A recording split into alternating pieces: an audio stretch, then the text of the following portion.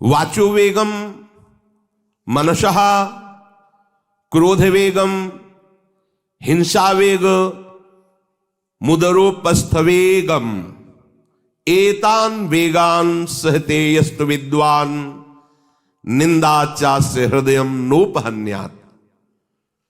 जो विद्वान उपासक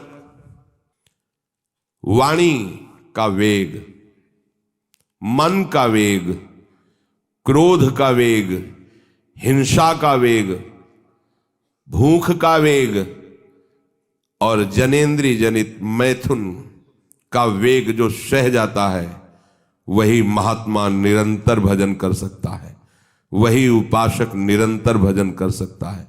नहीं, यही वेग आकर उसके भजन में अंतराय पैदा कर देते हैं। ये वेग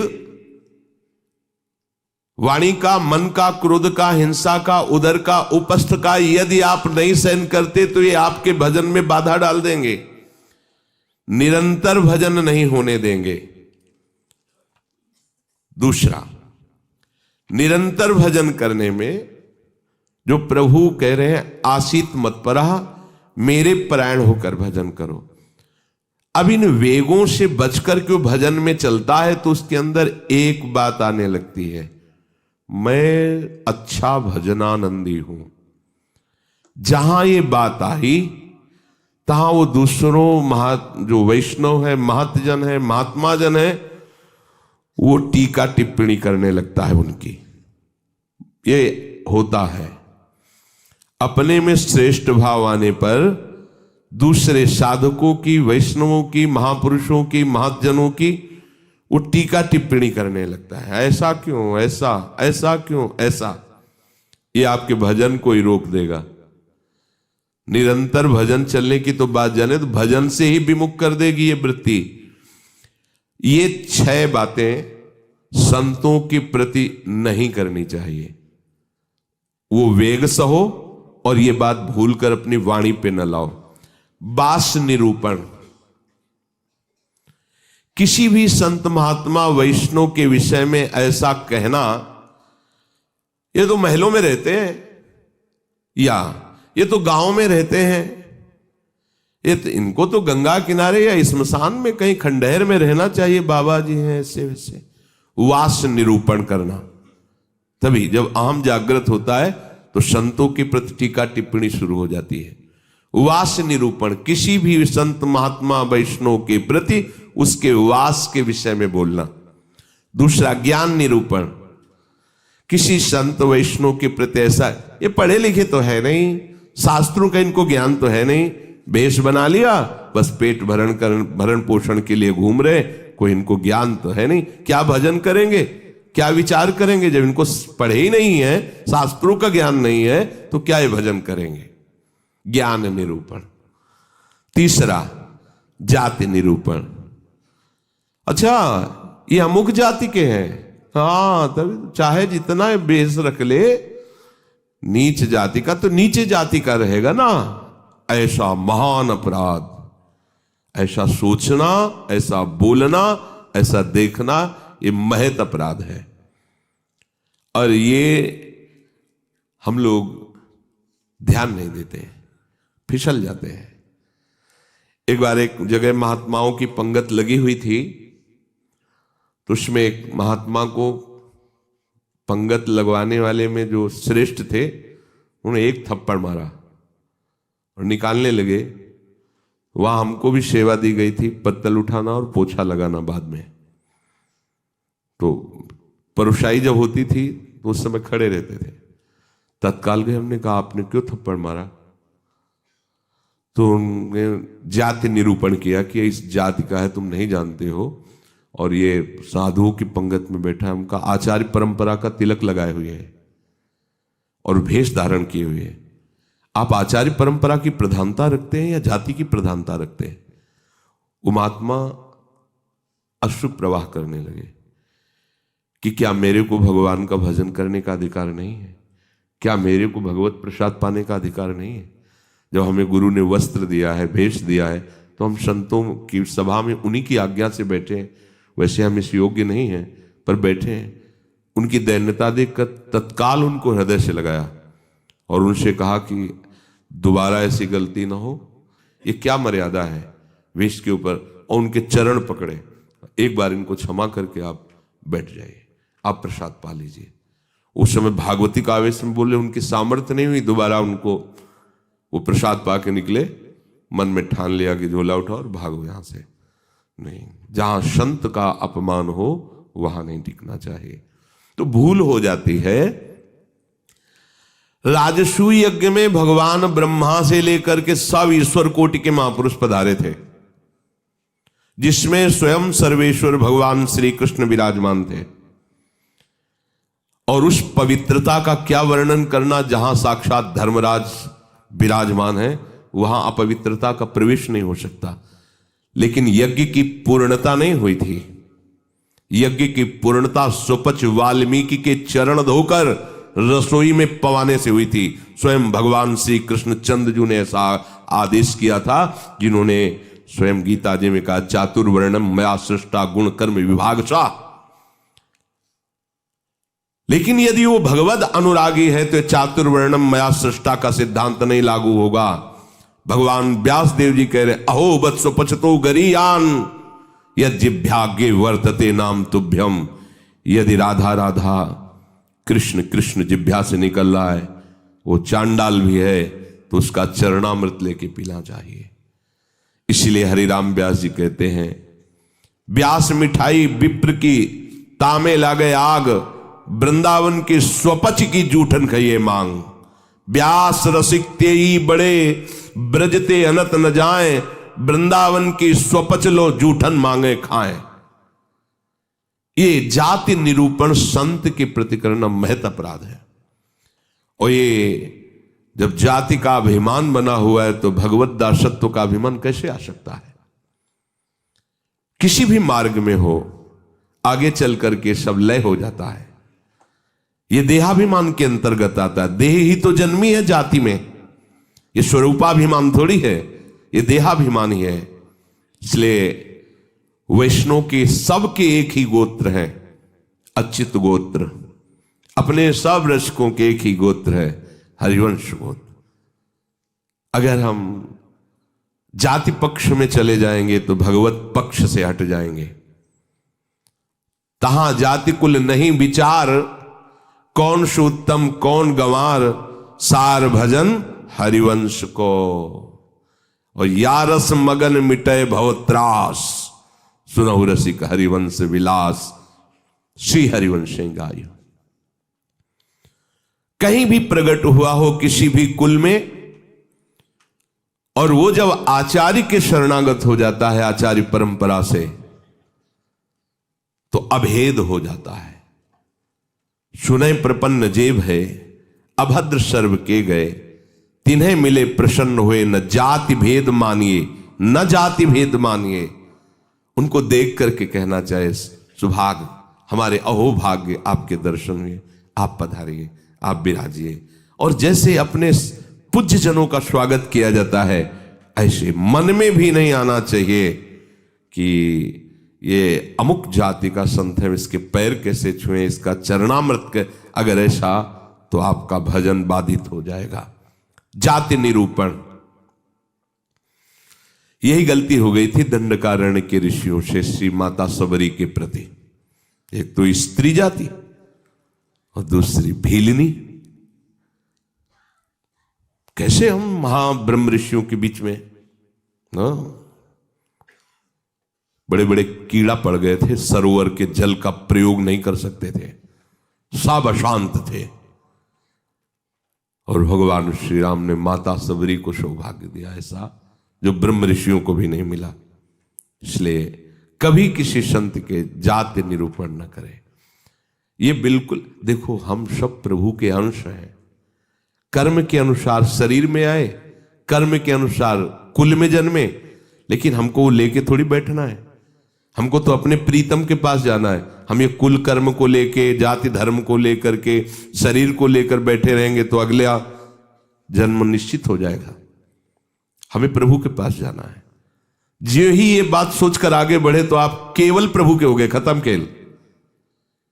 बस सृष्टि चक्र के खेल के लिए है चातुर्वर्णम। भगवत मार्ग में जे ही आरूढ़ हुए तो वो शरीर राग हटा, भगवत अंश हो। जितने ब्रह्मा जी पवित्र हैं उतने तुम्हारा स्वरूप पवित्र है। जो भगवान शंकर का स्वरूप है वही तुम्हारा स्वरूप है। स्वरूप में अंतर नहीं है, अंतर है देह में। स्वरूप तो सबका एक ही है, भगवत स्वरूप है, सब आत्म स्वरूप है। चौथा, वृत्ति निरूपण। किसी महात्मा को देख के कहना है ना हाथ में माला है, हमें खास तो भजनानंदी तो लगते नहीं, पड़े रहते हैं, इधर खाते उधर खाते, भंडारा खाते डोलते हैं। बिल्कुल नहीं। तुम क्या जानो, क्या जानो कौन सी क्या वृत्ति है। एक भजन की ऐसी भी वृत्ति होती है जिसमें माला विक्षेप होता है, भजन में सहायक माला होता है। और एक भजन की ऐसी वृत्ति होती है जिसमें माला विक्षेप होता है। अगर कभी उत्साहपूर्वक ले भी लिया जाए तो 10-5 मिनट से ज्यादा नहीं चलेगा और रख जाएगा। स्वाभाविक छाया हुआ है। अब वहां मन का चलाए तो विक्षेप पड़ रहा है, गिनती करे तो विक्षेप पड़ रहा है, चल रहा है। अब आप क्या जाने, आप माला देख के तो जान जाते हैं कि जप हो रहा है, लेकिन बैठे हैं, टहल रहे हैं, तो आपको लगा खाली टहल रहे हैं। नहीं, ऐसा नहीं। संतों को जानना बड़ा कठिन होता है। एक बार गुरु जी की सेवा में सुकुमारी शरण थे, जे ही लाडली कुंज में प्रवेश हुए तो महाराज जी का दुर्गंध आ रही। ऐसे देखा और कहा, वैष्णव अपराध करके आ रहे हो क्या? तो महाराज जी हम साबुन लगा के नहीं नहाते तो शायद शरीर से दुर्गंध। बोले वो दुर्गंध नहीं, ये वैष्णव अपराध की दुर्गंध है। गुरुदेव ने कहा, महाराज जी सावधान रहते हैं, कोई वैष्णव अपराध तो नहीं। नहीं, हमें महसूस हो रही है। आप पहले वहीं खड़े रहिए, बताइए क्या वैष्णव अपराध किया है। भजन का क्या प्रभाव होता है, बहुत सूक्ष्म है, बहुत सूक्ष्म। महापुरुषों के हृदय से ही पता चलता है ना। प्रारंभ में था तो पंडित बाबा की वाणी पढ़ी तो तन्मयता एकदम पंडित बाबा में हुई। तो दूसरे दिन सेवा में गए तो उन्होंने कहा कि हमारे चिंतन में कृष्ण बलराम आए, तुम्हारे सिवा और किसी का यहाँ आना नहीं है।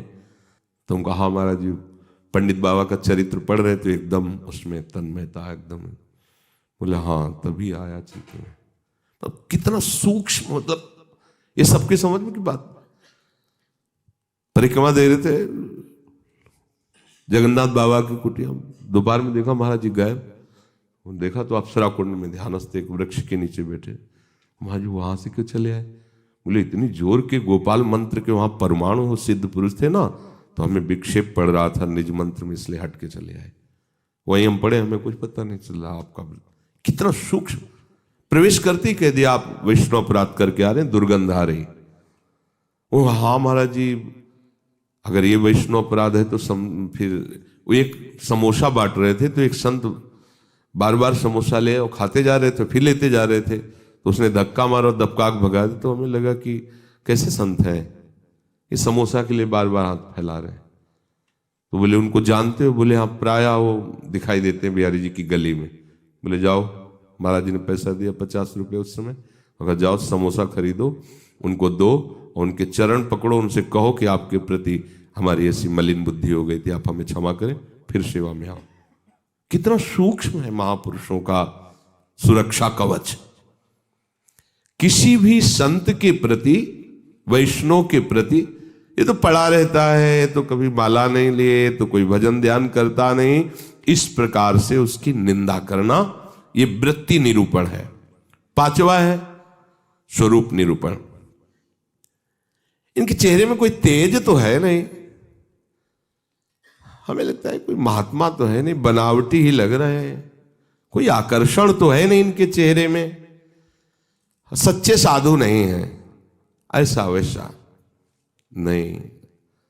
आप क्या जानते हो, ये राख से ढकी हुई आग है, राख हटे तब पता चलेगा।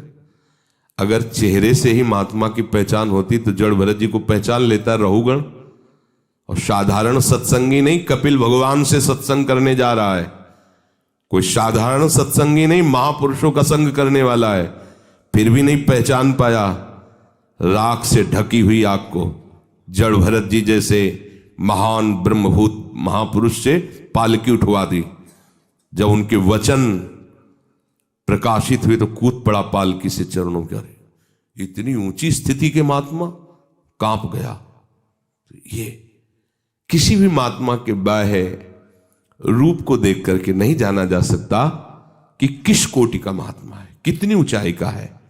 इसलिए इनमें तेज नहीं है, इनका चेहरा कोई आकर्षणकारी नहीं, ऐसे कोई साधारण लगते हैं, कोई सच्चे साधु तो है नहीं, ऐसा नहीं करना चाहिए। छठवां, धातु निरूपण। भक्त या भगवत विग्रह की, अच्छा ये पत्थर के ठाकुर जी हैं, सप्तम धातु के हैं, ये काहे से बने हुए ठाकुर जी? अगर वो मंदिर में विराजमान तो साक्षात प्रभु विराजमान, कुटिया में विराजमान तो साक्षात प्रभु विराजमान। श्री विग्रह में पाषाण, लोहा, तांबा या काष्ठ की भावना ले आना यह आपके निरंतर भजन में बाधा पहुंचा देगी। उन वेगों को सहना और इस अपराध से बचना। जो गुरु ने नाम दिया है, मंत्र दिया है, आराध्य देव का रूप दिया है, उसके सिवा सब माया है, वो अपने को चिंतन नहीं करना, केवल उतना ही चिंतन। ये बहुत कठिन बात है। प्रायः मनमानी भजन करने में ज्यादा अच्छा लगता है, और गुरु मंत्र और गुरु श्री मुख से जो दिया गया उपासना नाम है, पद्धति है, उसमें मन मरता है, इसलिए उसमें मन नहीं लगना चाहता। हम ये देखते हैं, प्रायः कई उपासकों से सुना है उनके हृदय की बात, जो गुरु प्रदत्त है उसमें नहीं लगेगा और मन माने लग जाएगा। मन ने स्वीकार कर लिया चितम केशवम राम नारायण, ये रटे हम उन्हीं गुरु से पूछ रहे हैं जिन्होंने मंत्र दिया है, नाम दिया, ये हम रटे, तो ये बुरी बात तो है नहीं। भगवान के नाम जपिए, पर बात नहीं बनेगी। जहां बात बननी है वहां मंत्र मूलम गुरु वाक्यम, जो गुरुदेव ने शब्द दिया है, नाम दिया है, मंत्र दिया है, बस होए अनन्य एक व्रत गाए, वही। चाहे जितना मन चंचल हो, जो ऐसी निष्ठा वाला होता है, देर नहीं लगता शांत होने में। पर जिनका है कि छलांग लगाना अच्छा लगता है, थोड़ी देर ये जपा, थोड़ी देर वो जपा, थोड़ी देर वो जपा, अरे भगवान का तो भजन करना है। अभी वो पद्धति को नहीं समझे, अभी रस मार्ग में बहुत दूरी है, अंतराय है। सभी कार्य करते हुए अपने स्वरूप में स्थित रहना। जैसे अपने लोगों का स्वरूप है सहचरी, तो जगने से लेकर शयन तक आपकी स्मृति में रहना चाहिए, मैं श्री जी की सहचरी हूं। भले अनुभव में नहीं आ रहा, आपको सहचरी बप्पू का अनुभव नहीं हो रहा, पर हम हैं, मान लेना है। जैसे अपने को अनुभव नहीं था हम किस कुल में जन्मे हैं, पर माता पिता किसी ने तो सिखाया होगा कि तुम पंडित हो, ब्राह्मण हो, बैठ गया ना दिमाग में। लिखा है क्या ब्राह्मण कहीं, और बैठ गया पंडित घर के जन्म है हमारा। ऐसे ही गुरु ने तुम्हें नया जन्म दिया है। न स्त्री हो, न पुरुष हो, न ब्राह्मण हो, न क्षत्रिय हो, न वैश्य हो, न शूद्र हो, न गृहस्थ हो, न विरक्त हो, क्या हो? श्री जी की प्रिय सखी हो तुम। स्वीकार करो। जैसे माँ ने सिखाया था कि ये तुम्हारे पिता हैं और पिता ब्राह्मण कुल के, तो तुम भी ब्राह्मण कुल के हुए। समझ गए? तुम पंडित की संतान हो तो पंडित ही हुए। ऐसे ही तुम हमारे प्रिया प्रीतम के अंश हो। गुरुदेव ने समझाया तुम प्रिया प्रीतम की प्रिय सखी हो। बस ये दिमाग में तुम लाओ पहले, इसी से शुरू